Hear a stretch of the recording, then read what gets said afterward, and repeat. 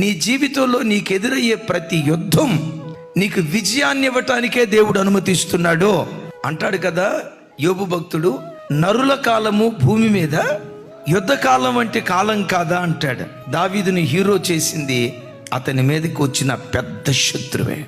యోసేపును గొప్పవాడిగా నిలవబెట్టింది అతని మీదకి వచ్చిన శోధన పోతీఫర్ భార్యే.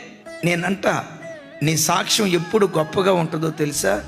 నీకు ఎదురయ్యే సమస్య కూడా గొప్పగా ఉంటే ఆ గొప్ప శ్రమ నీకు గొప్ప సాక్ష్యాన్ని ఇవ్వటం ప్రారంభిస్తుంది.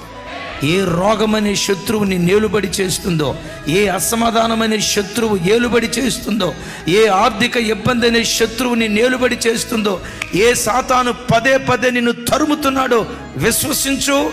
నిన్ను తరమాలని ప్రయత్నం చేస్తూ నీ మీద యుద్ధానికి వచ్చిన శత్రువులను ఒకానొక రోజు నీ పాదముల కింద నా దేవుడు అణుచును గాక.